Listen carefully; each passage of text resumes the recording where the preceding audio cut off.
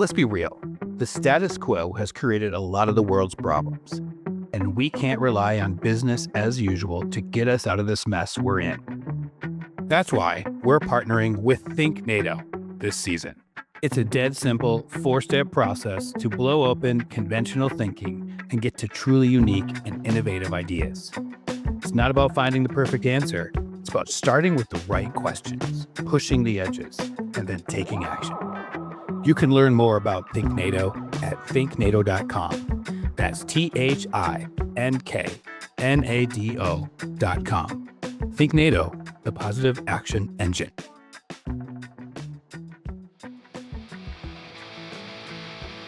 Welcome to another episode of Doom and Bloom. My name is Marc O'Brien.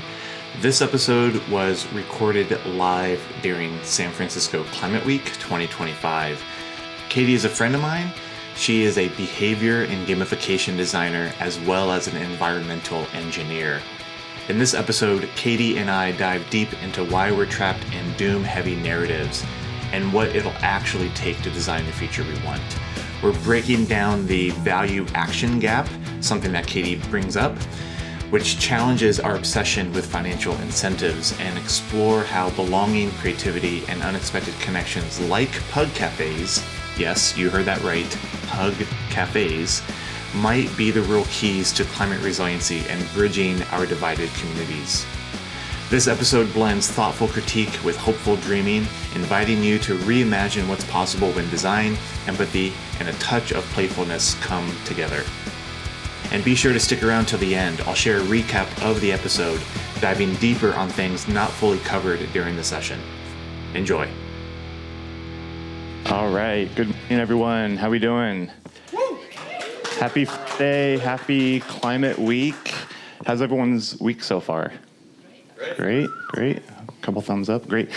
We are recording live at KALW in San Francisco. My name is Marc O'Brien. I live here in the city. It's great to be here at KALW, such a great SF establishment.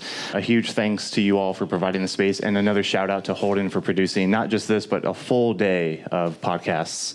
A bit about me: I am a designer, strategist, and educator focused on design, business, and climate. I've been working in the climate space since 2016. Previously, my work focused on social impact. In 2019, I co-founded Climate Designers, a global community of designers committed to taking climate action. I also teach at California College of the Arts, just down the street. I am senior adjunct leading courses in climate design and social innovation. A bit about Climate Designers: we are a global hub for creatives taking climate action. We are designers from all industries using our skills to shift culture and systems towards a regenerative future. Climate Designers helps our community learn, connect, and act on climate solutions and approaches. We want to redesign the design industry so designers put climate at the core of their work. So about Doom and Bloom, this is our main podcast, and this is a different kind of podcast. Doom and Bloom is a combination of both real talk and brainstorming. Each episode unpacks today's climate challenges through unfiltered conversations, everything from questioning the status quo to testing bold ideas. And the name Doom and Bloom, we recognize that we can hold two truths at the same time. We know we are in a climate emergency. That's the doom part. We also know that there is a better, beautiful, and thriving world out there being created today, blooming into existence. So let's acknowledge both, using the doom narrative to motivate us into action. How do we have these unfiltered conversations? We're using the Think NATO process during each episode of Doom and Bloom. That's Think NATO, N-A-D-O. It is our creative engine that drives these conversations. Think NATO was created by my colleagues and collaborators, John Bielenberg and Brant Williams. Shout out to them. Think NATO actually sponsors the podcast. Think NATO is a dead simple 4-step process to blow open conventional thinking and get to truly unique and innovative ideas. 4 easy steps. Wait, why, which is where you question the status quo. Maybe, where you explore possibilities. What if, which is the creative engine. And try this, which is creating small actions to take those ideas and bring them to life. It's not about finding the perfect answer. It's about starting with the right questions, pushing the edges, and then moving forward. The people behind Climate Designers and Think NATO believe that the future requires radical new thinking in order to address humanity's gnarliest challenges. I'm here with Katie Patrick. Katie and I met way back in 2016. I think, at a really cool climate-focused co-working space called Mini Labs in Soma. Anyone remember Mini Labs? Yeah, remember Mini Labs? Oh, yeah, that was a beautiful space. So I'm going to hand over to Katie to introduce herself. Thanks, Mark. It's fun to be here. Thanks for everybody for coming out this early morning in downtown. So I'm an environmental engineer. I started off as a really sort of deeply environmental activist, really in the sort of core of the 90s, like grunge, counter-establishment environmental movement, which may not look like that on the surface, but that's kind of like where I came from. I studied environmental engineering, so I have a sort of a technical background in green building design. And then really moved into this space to pack 20 years into a nutshell that you can't solve these problems by just looking at the technology of what we have to do, because most people already know that. It's like, yeah, we've got all the stuff we have to do. Really, the vanguard is in the human psychology and the marketing, and actually how you get the humans to do the stuff. So I really specialize now in the behavioral psychology and the design of how to influence humans psychologically, which might sound like it's all qualitative and sort of humanities-based. It actually really has a very deep technical foundation in feedback loops and data and in sensing and building those technical mechanisms, then sort of lay it up with the other abstractions of sort of behavior design and storytelling and how to make it look cool that's sort of built on top of that, like basic feedback loop structure. And now I'm put it all together in the School of Climate Action Design, where I teach it in terms of this. And I have my own card deck to teach it all in this process. Great. Awesome. Thanks, Katie. So we're going to kick it off. And for those in the audience, feel free to play along. We're going to ask for ideas at the end of the session. If you have something to write with or maybe sketch on, go ahead and pull that out. Okay, so this is our first step in the Think NATO process, wait, why? This is the doom part. This is where we start to call out the status quo, question everything like a toddler, why, right? This is gonna be us calling out the obvious and going deep and challenging existing norms. I'd like to unpack the wait why step through the lens of climate resiliency. It's been a theme over the last couple episodes of Doom and Bloom. So I'm gonna pull out a few definitions that I got online that I think can ground us in the conversation. So one of the many ways to define climate resiliency is the ability of communities, ecosystems, and infrastructure to anticipate, prepare for, and adapt to changing climate conditions while maintaining essential functions. As the effects of climate change become more tangible and urgent, resilient design becomes crucial for establishing secure, healthy, and sustainable communities. So before we move on, Katie, I'd love to ask you, how would you define climate resiliency? Well, the sort of technical definition that's out there is just that we don't get destroyed by weather changes. So it's things like seawalls and maybe that cities don't get too hot. So there's like cooling stations. But I think that's a very it's quite a sort of simplistic mechanistic way of doing it. I'd like to open up the thinking about that, is that what we really want to be moving towards is a kind of like a singularity, like in Silicon Valley and the Bay Area, where there's all this talk about like technology and AI and robots. The singularity is this point at when like machines and humans somehow like become one. Like I believe this concept of singularity is when nature and technology and humans become one, when the whole entire feedback loop of the ecosystem is not sort of spilling out and breaking underneath our technology, but all of the technology that we have that enables our life becomes synchronous or symbiotic with ecosystems. So instead of destroying them, we're kind of learning from them and working together. So in terms of like resiliency, when human society and our technology, and I mean technology in the simplest things, like just growing food, I don't mean like advanced technology, like everything that we do, is living in that symbiosis. And it really takes deep understanding of ecosystems to do this. Like it's not just like a nice feel-good thing. You have to really, really understand the way water moves through soil with all the microbes and the water pollution chemistry and all that. Like really understanding that.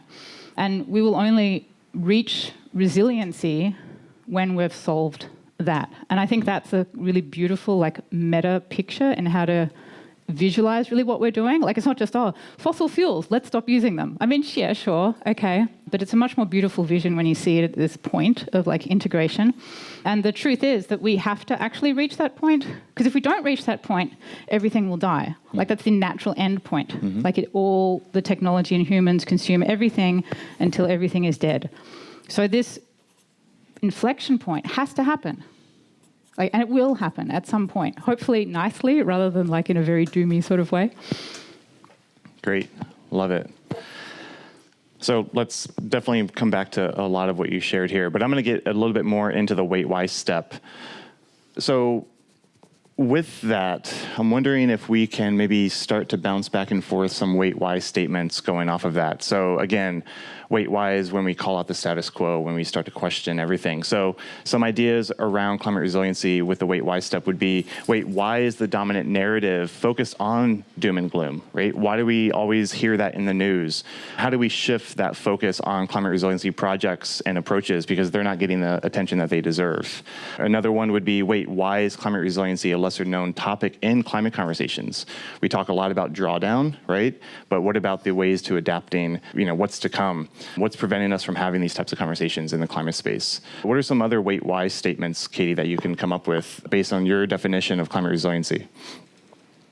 Wait, why are we doing it this way? Off the top of my head, why are we always couching it in terms of going deeper and deeper into understanding the problem, so biased in that way of thinking and very not really focused on really like what is the solution. I mean, we do talk about solutions, but they're just like the balance is way off.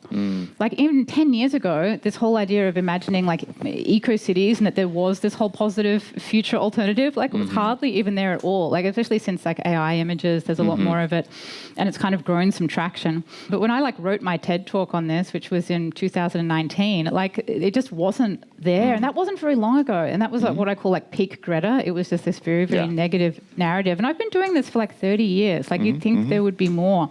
It's really, really very, very focused on the problem with not enough on the solution. Like it should at least be 50-50, right? Instead of 99% problem, like 1% solution. And that's sort of within our environmental movement. I can keep going off.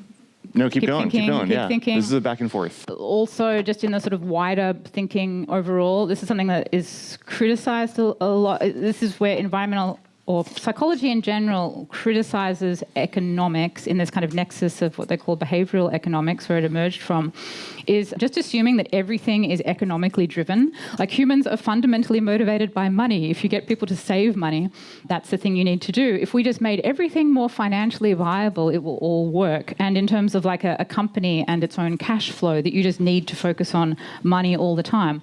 I mean, our access to financial resources and how it incentivizes us, like it does affect us, but it affects us far less than we think it does. Like humans don't, for example, like have kids because they want to make money, right? You don't go to college, like not entirely, because you want to make money. Usually it's because you want that sort of sense of social credibility that comes with going to college.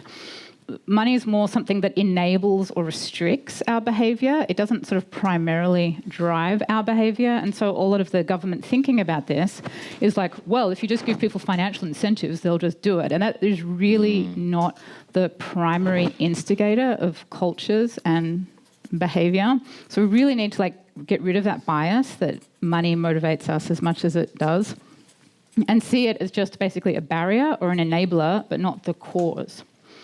So that's one thing. And another thing is, this is more like in our environmental movement, and this is kind of like the cornerstone of my work, is really overcoming this thing called the value action gap, which is a bias that I think everybody in the environmental space has, even not environmental as well. We all kind of start this way, is where we think that if we gave people more knowledge and more education and more climate facts, like if you just knew more about it, then people would change. So we have this sort of unconscious hypothesis. Well, if you just knew about it, then you would change. But that's not really true. Like just knowing stuff doesn't stimulate the energy for action. Like to take an action, an actual tangible thing, it takes energy, it takes some sacrifice. Even if the sacrifice is time and attention, that it kind of sucks to get solar panel quotes on Yelp and look through them all and they're really confusing. Like it's much easier to just like, I don't know, watch a YouTube video or just like talk about it with your friends. Like the action is often like kind of sucky and energy intensive. So the education won't bring you over that hump. And so this is why I dive so much into the behavioral sciences and the gamification, because we really need to stimulate like the dopamine system. We actually have like metabolic systems in us that are like, oh, I have the energy to do this now. Yeah. And education just doesn't really, it does for some people, but most of the time it won't give you the kind of like brain calories you need to get over the action. So it's kind of like giving people vitamins when they don't have a deficiency. Like, let's just educate people, like more facts, more education, more facts, and then you'll just learn more. And we're all kind of hypnotized in this era in our kind of thinking of what the causal mechanism that drives change. Right. So it's not causal. And this is really what gets down to it, is like really asking, what is the causal mechanism? Because we don't often have it right. Money, not the causal mechanism. Education, not the causal mechanism. Doom, well, maybe a bit, but not always. Yeah, this is great. So many things to kind of riff off of, but for the sake of time and for the sake of this flow, we're gonna keep moving. Let's maybe focus on some of your last few comments here. I want to narrow down a little bit of our conversation towards design and designers. As mentioned earlier, climate designers, we are a global community of designers. We're both designers in various industries. I want to revisit a lot of the things you shared. A conversation I have often with the folks that I talk to, whether they're students or all the way up to senior designers, is just designing for an uncertain future. I know, Katie, you have a lot of thoughts on the idea of uncertainty, but maybe we can take a lot of what we just shared in that first step and bring it into the space around designers and designing for an uncertain future.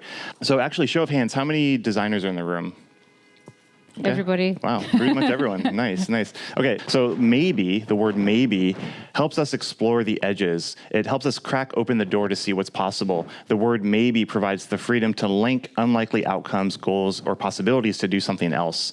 This is just us talking about the edges of what's possible. We're going to hold off on solutions. That's going to be step 3. So, maybe we can start to phrase parts of this conversation as maybe it's possible to blank, or maybe there's a better way to blank, or maybe if we do this, we can do that. So combining the previous conversation around climate resiliency and everything that you shared and our main challenge, how might designers design for an uncertain future? Some of the things that I thought of previously, but I can just kind of add to the conversation here. And again, this is a brainstorming session. We're going to go left and right, up and down. As a design educator, one of the first thoughts I had was maybe design education can offer a required class on climate resiliency. Maybe it's possible for designers to become more educated on climate resiliency. But I would love to go back to some of the points that you made, Katie, in terms of the wait, why step. But yeah, how can we start to explore some of these edges in terms of how we can think about what's possible moving forward, especially with your thoughts on the value action gap and incentives. So yeah, maybe it's possible to... Okay. Maybe it's possible to, instead of thinking that you need to design specific solutions, as in like a concept or an idea or a machine or a campaign, you zoom out into a more meta concept of how do you apply systems theory principles to create the substrate or the mechanism for the change to happen. And I don't want to sound like sort of super qualitative mumbo jumbo, because I really actually like super specific stuff. Sure. That is like, real, not just like super like design thinking, like random terms. But can I go into it a bit deeper so it doesn't... When I start it with the sentence, I feel like I can't make it make sense. Sure. Unpack it however you want. Yep. Okay. So the last week I just did this like deep dive into systems thinking theory, and it just kind of like blew my mind and changed my whole perspective on everything I've been doing.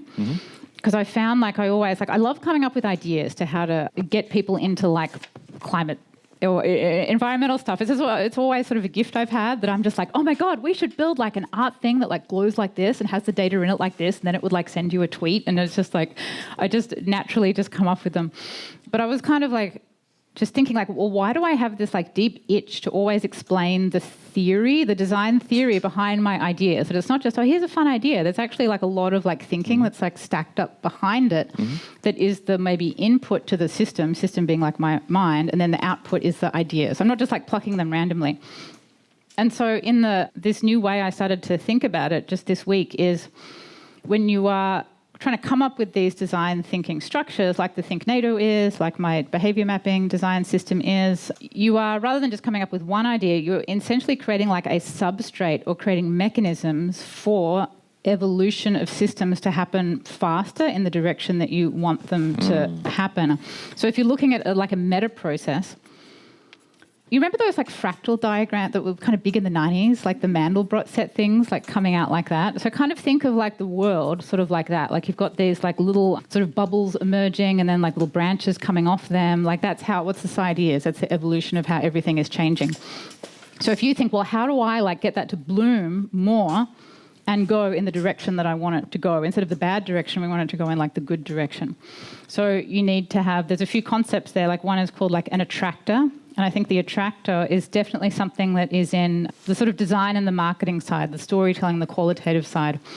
And that you've got people doing behaviors in a certain sort of a new way. Like, you know, we come up with some cool little like mini garden in San Francisco, like an idea for it. It's like an attractor that pulls people out of their existing patterns. And then they look towards it and they go, oh, that's cool. Like, I want to go that way, right? And then what you have is this thing called emergence, which is a term that's used in biological evolution where new properties emerge. Like, you know, way back in evolution, like no creatures had like arms or legs. They were just like amoebas and then like worms or whatever they were. And then emergence, you get emergent properties in systems.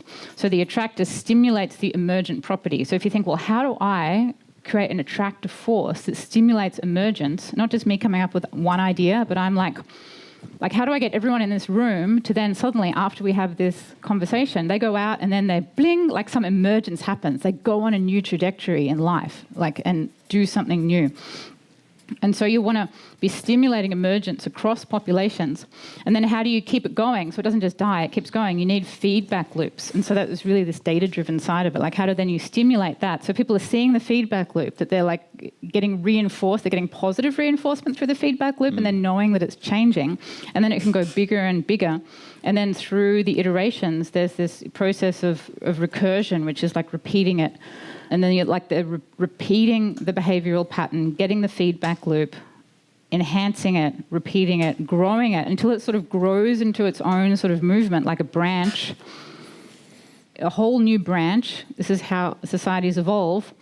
And you are stimulating it up until the tipping point when it really takes hold. Like before the tipping point, it hasn't really taken hold. The tipping point is 15 to 25% of a population doing it. So you're systematically building it up to this tipping point. And then once you've reached the tipping point, it's probably done. Like it's like, it's cool. Mm-hmm. And so when you think about these meta concepts, you can think, well, how do I design the substrate of this?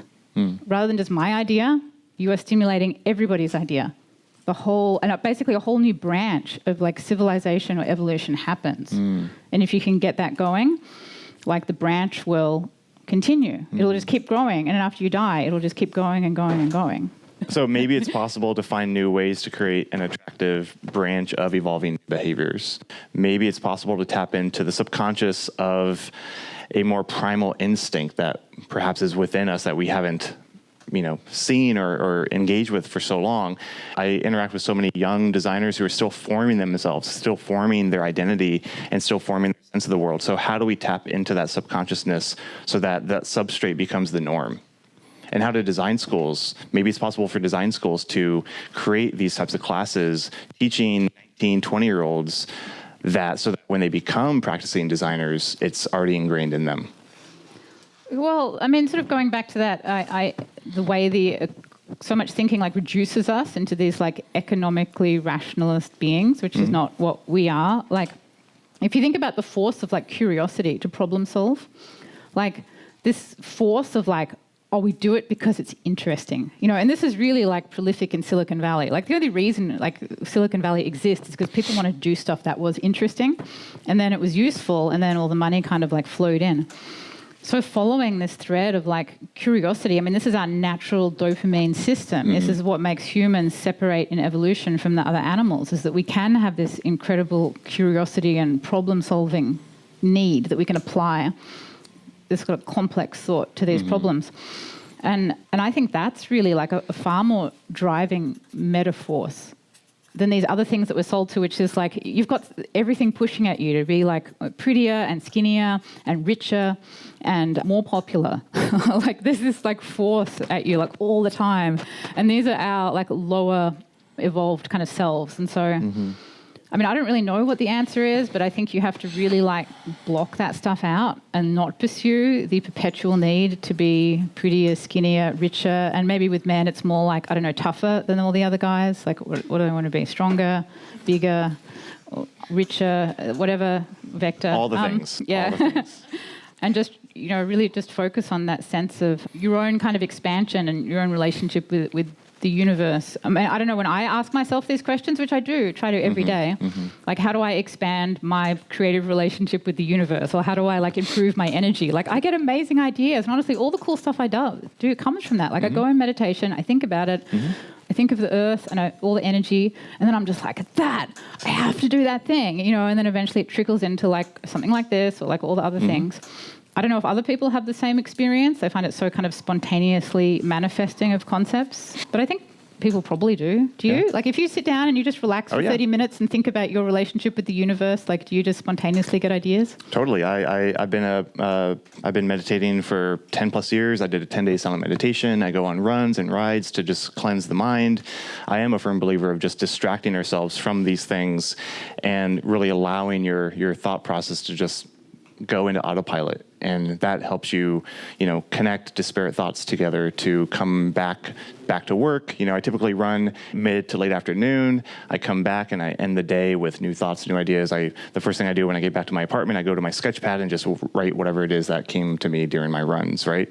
So I believe in just getting off of these things, these anchors, these boxes that are just zapping all of our energy, especially creativity, out of us, and kind of holding us down in terms of what we can truly step into as human beings. So maybe it's possible to turn off distractions to allow us to see the world in a more holistic perspective, where we can see all these interconnected points, whether it's through nature, whether it's through community, whether it's through ourselves, and how do we start to then manifest that into something that we can then apply to our work, especially as designers. We can, again, go into so many different directions based on the last couple of minutes, but for the sake of time, we got to move on. This is the step, this is the what if step. This is where I'm going to pull out random cards in the Think NATO toolkit here, and we're going to use these cards as a way to come up with ideas based on what we've been talking about. These are going to be help us move past our biases to allow the most creative, outlandish, and wild ideas to emerge. And if we don't really have mechanisms like the Think NATO process and some other methodologies and frameworks, without doing things like this, we're just going to go back to our mental filing cabinet of existing ideas and biases that will produce expected, traditional, normal ideas. And this is not what we need right now. We need really, truly unique and innovative ideas here. So, Katie, I'm going to pull out a few cards from the deck here. I'm going to ask you to pull out one card from this deck of white cards, and then you're going to do the same for the black deck, and we're going to use these to move forward. Oh, I saw this on the video. Okay. Okay. Go ahead and flip it over. Yep. Okay. Oh, it's a sign.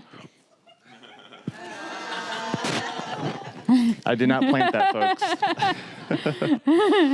All right, so what do we got? We got Fancy Pug. And a pug. Oh, look, it's you. We have Sweet. a pug. For those listening on the podcast, we have a pug IRL.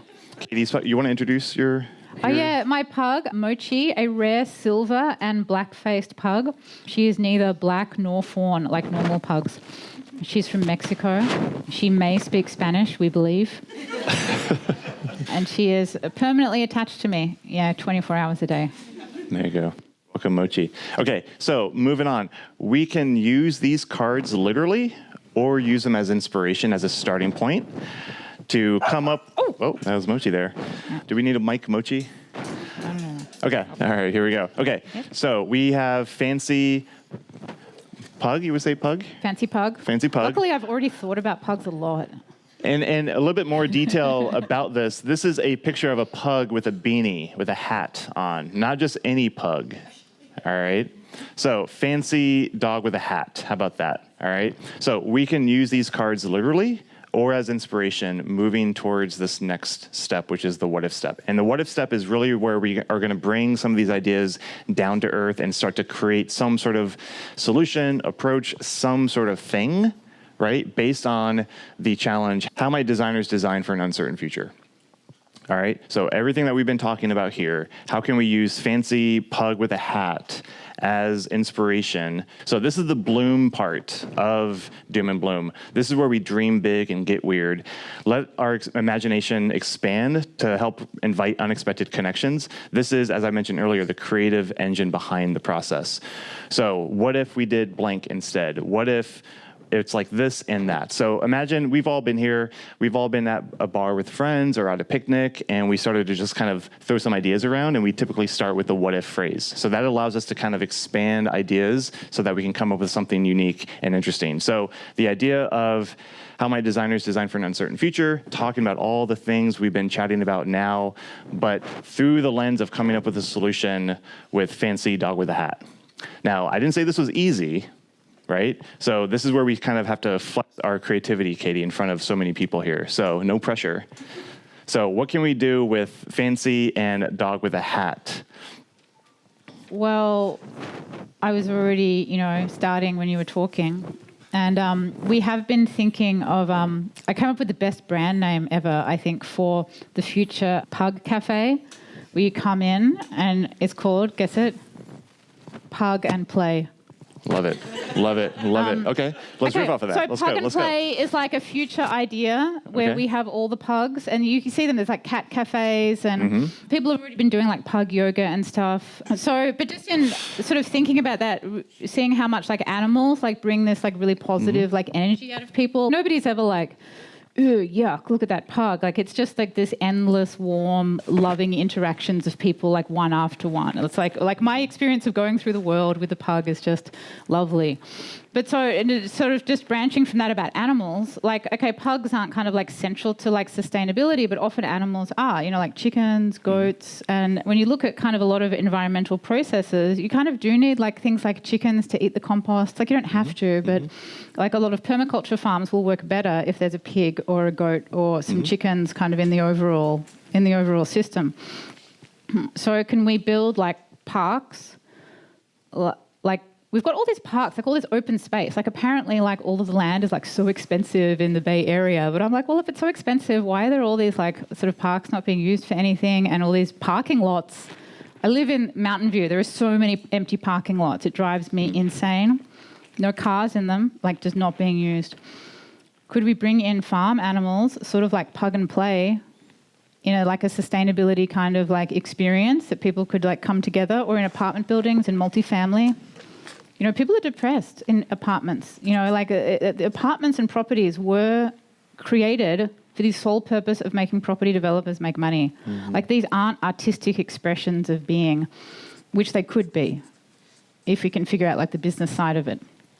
I was looking up like community gardens and property prices a couple of years ago, and it's been studied, like, a 7% boost in the value of properties by being near a community garden. Community gardens in San Francisco, 7-year wait list, especially this one down at Fort Mason where I used to live.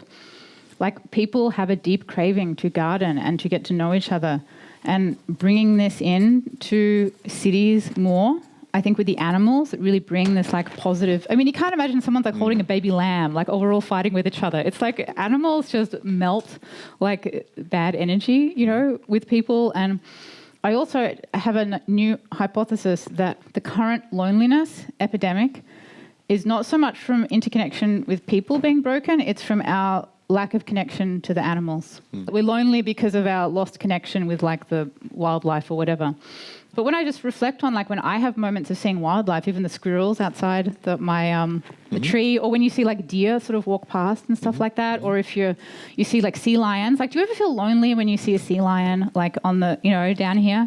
Like, I don't know, I don't never feel lonely when I am witnessing wildlife in my proximity.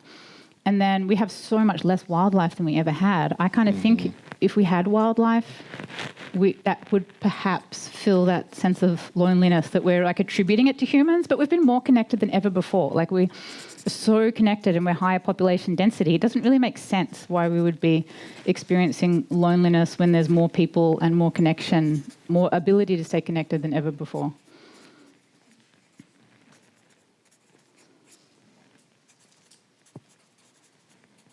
One other thing about this pug with a hat one thing that John Bielenberg says a lot in his talks and what I incorporate in my work, the dog with a hat concept, right? So me and Katie are walking down Valencia, and we're just having a random conversation, just catching up, whatever, and across the street, we see someone walking a dog with a hat. That's going to make me stop the conversation dead in its tracks and go, hey, Katie, check out that dog with a hat, right? So that makes us see something that we don't see every day. And it allows us to, literally stop what we're saying and double take and like, wait, did we just see what we just saw? Is that a thing? So I wanted to really pull that out. So I'm wondering, I'm pushing off of the Pug with the Pug Cafe, Pug and Play. I'm wondering if this Pug Cafe is an opportunity for us to offer some sort of mind-expanding offerings. You can take that and run with it however you want, to allow us to kind of see these connections that we don't have anymore. Connections to animals, connections back to nature. What would that look like if we were to actually, as designers, really start to push that idea? What would the branding look like? Is this a pop-up? Is this a brick and mortar? Maybe we can keep riffing off of that if you have that idea already, Pug Cafe. Well, my idea, sort of linking it back to climate resiliency, sort of leaped from the pug to the sort of permaculture farm animal. Like if that was more like a mobile cafe. I don't know how to connect pugs with climate resiliency. Maybe Mochi is. I got nothing. But maybe Mochi is kind of this spiritual guide. Mochi has the beanie, right? Yeah. On, and that's the logo. And then in commercials and ads, Mochi is the face of this like new movement, right? Where whatever it is that we get from this offering, Mochi is our guide to help us along the way. Well, what did sort of come up for me is that this kind of unifying force that cute animals have, that what you get with people is sort of like polarization, or something like I'm really seeing strongly that's been sort of agitating me as something I want to break free, or want everyone to break free from, is seeing people as like us and them. You've got like Republicans and Democrats, and you can never ever be friends, and you must therefore hate each other forever to the end of time. And vegans and not vegans, whatever. You might think it's like really obvious when you say, well, of course, like Republicans and Democrats are just like can never ever be friends and must hate each other for all time.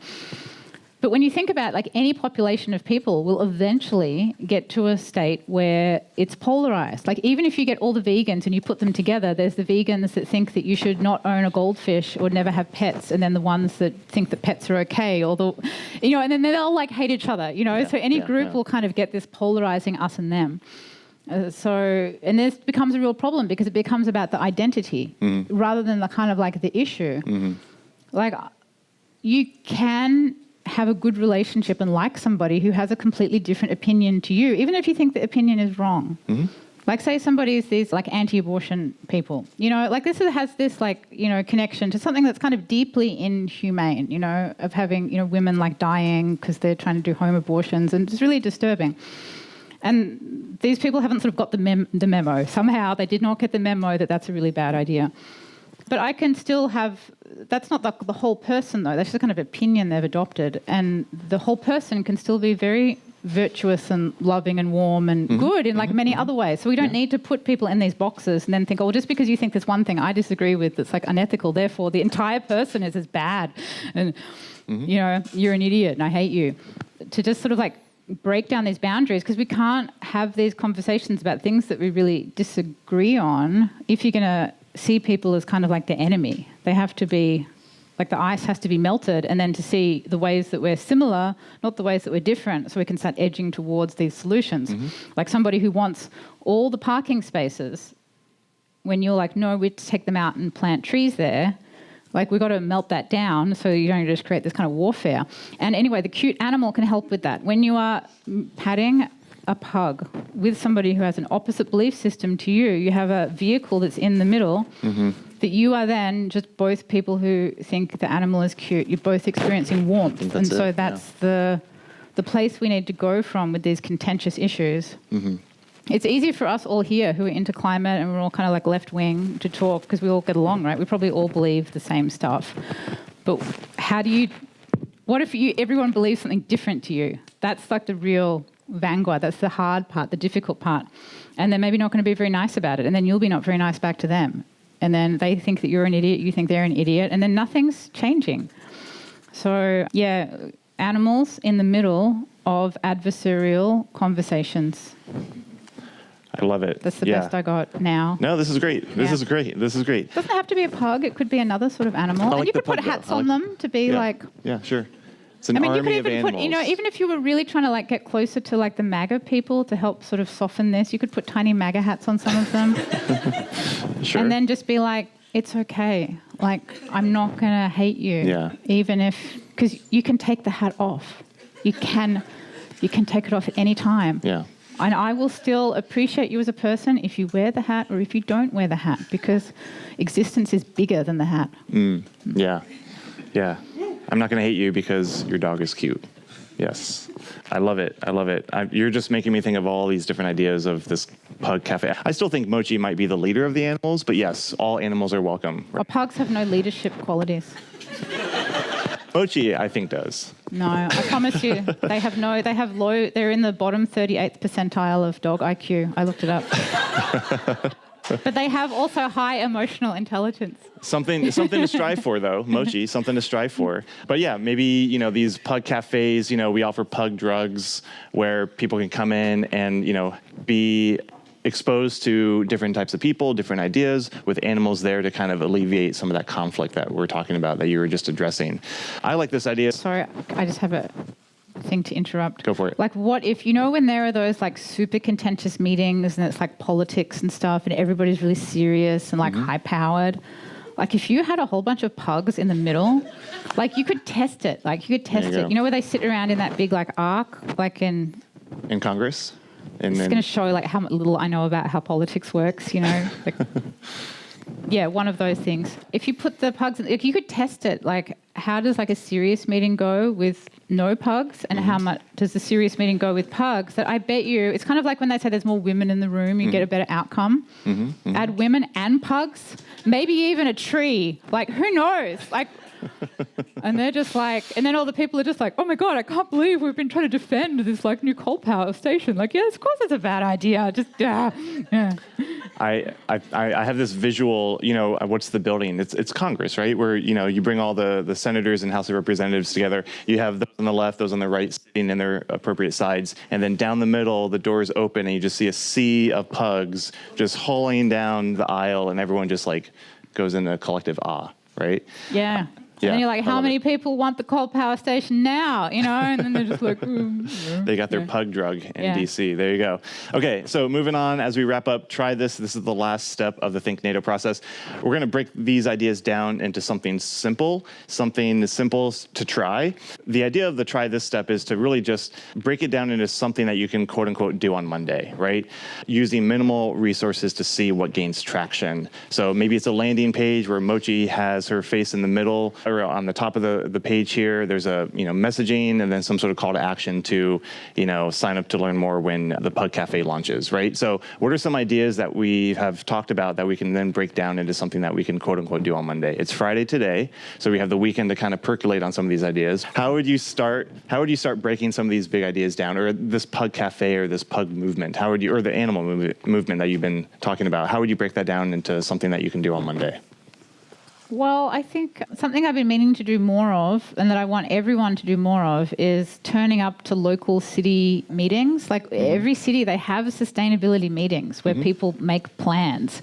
And everyone's like, oh, we need like systems level change. But like, how many people are actually showing up to their local cities? Like, that's where it starts. Like, it's not this like polar thing of like, oh, I can like compost and use reusable bags, or there's the federal government. There's like infinite layers, sort of nested layers of systems in between that, right? And they're not really being like interacted enough. Like when I go to ones in Mountain View, there's like 3 people from the community there. And I've only been to a couple myself, and they always come up and I'm like, oh, I got to go down there, super boring. But if I bring my pug to those meetings, the pug will help, break any tension and create more warm energy towards doing the right thing, I think. So me and the pug have to be like in the places of power. Yeah. I've got to bring pug power. Pug will make the power systems work in a nicer way. Yeah, you bring your own pet to these city meetings. All the politicians bring their own pets, right? You see some of these like adoption kiosks, right? Adopt a pet today. Maybe they're at the front of the building, right? It's just animals and humans all around. Like that vibe would be so chill, right? And then you're covering all these big, heady topics, but having Mochi there can kind of just make everyone just copacetic and nice to each other. And imagine like somebody who you thought was like, evil. Like who were those guys in the Bush administration that were kind of considered like the evil trio? I can't even remember their names now. Evil trio. Oh, Rumsfeld. And there's the other guy who shot his friend. Cheney. Like those guys, they had really evil feel to them. Yeah. Like if you had to have a meeting with them and you'd be like, oh, imagine if they all brought their dog, right? Yeah. And you were a dog. Like I think you could almost not have a nice conversation if they brought their dog and you're like, oh, look, he's so cute, and like you could really help, break that tension if everybody brings their dog. I want to bring it back to designers because I know we went on this fun pug journey, but perhaps, something to try too would be, I know that designers, a lot of you all have pets, a lot of you all bring your pets to your studios, but yeah, welcoming more animals, more pets into design studios on design teams so that we can bring some of what we're talking about into the studios here to be more creative and be more chill with our colleagues here. Yeah, I love this idea. Pug cafes all around. I think Mochi's face is the logo. Come up with a really nice tagline. Pick your pug drug of choice to be open and explore what's possible. Katie, this was fun. Thanks for hanging out. Anything you want to share before we wrap up? Anything from the conversation? If you want to dive deeper into the card deck? Yeah, but I mean, I feel that this sort of place we've gotten to with these locals kind of bringing like the systems theory stuff I was talking about together with actual practical stuff you can do is really like start breaking into that in-between stage between your individual green actions and this big sort of top-level government stuff into these layers of like the districts in San Francisco. There's a district manager, and there are these sustainability meetings. Like that's where the change happens, and that's not being looked at. It's like getting out in your community. Can you bring 5 friends to your local city government sustainability meeting that happens once every 6 weeks? Like that's where it's at. That's the place that is not being gotten into, where you'll really be able to influence change and become more powerful. So as a designer, I think like try to think through how to get into that space more. Pug or no pug, go anyway. And also you mentioned about like what I'm doing. I'm just about to launch this thing called the School of Climate Action Design. I've spent 6 months just fully working into it, putting all of like the design theories I put together. We didn't really talk about like behavior design and gamification today, but there's a whole world out there of all of that. When you join, you get one of these card kits. You can come up to me afterwards and have a look if you want. And it'll be a community to apply this really rigorous but also creative causality-driven thinking to problems. Not just like talking and being like super high level, but actually like what is the causal mechanism of change? Like really seriously for people that are really designing actual, proper campaigns that need to influence thousands of people. So you can sign up for the wait list if you want on my website. It's just about to launch. Great. And we'll send a follow-up link with all of the stuff in that email. Katie, thanks for hanging out. I appreciate it. It was fun. Thanks for the opportunity to catch the new electric cow train into the city with my pug, my little family. There you go. And your daughter back there. Yeah. Awesome. Well, thanks, Katie. Yeah, that's a wrap. Wow, we covered a ton in this session. I really wish we had more time to unpack all the ideas that we shared. We were talking about pug cafes and having pets swarm Congress so that our elected officials can become more chill with each other, right? But beneath these playful images lies something more profound.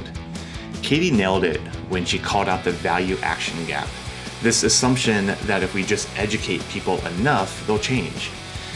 I think that we're applying that 20th century thinking to these really complex 21st century problems. We throw facts at people expecting logic to drive behavior. Meanwhile, the most successful behavior changes of our time, from social media companies to fitness companies, they've figured out the dopamine system. They've cracked the code of human psychology. Something else that struck me that I've been thinking about is that Katie brought up this idea of the loneliness epidemic. What if the idea of loneliness isn't about human disconnection, but our disconnection with nature? We've built walls between ourselves and the natural world, then wonder why we feel so isolated. We've also built walls between us and our food systems, where our clothes come from our communities, and more importantly, from ourselves. This Pug Cafe might sound silly, but it represents something revolutionary to this idea of isolation. What if we start to use design to create spaces where our polarized minds remember our shared humanity? Our climate breakdown isn't a technical problem, it's really a design problem.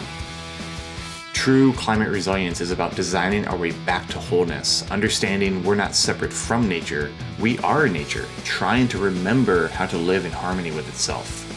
So designers, let's design the future we want to live in, understanding our relationship with nature and how that might influence our work. Thanks for tuning in to today's episode of Doom and Bloom. A big thank you to the incredible team behind the podcast, Camille Graham, Jacqueline Demchek, Holden Hardcastle, and our music producer, Albert Paul. If you enjoyed this episode, be sure to subscribe and leave a comment, and definitely share it with someone who can use a little bloom in their life. Follow us on Instagram at climatedesignersorg, and don't forget to tag us in your projects. We'd love to see how our episodes inspire you. You can also email us at hello@climatedesigners.org to share how you're turning inspiration into action. Thanks for tuning in, and we'll see you next time.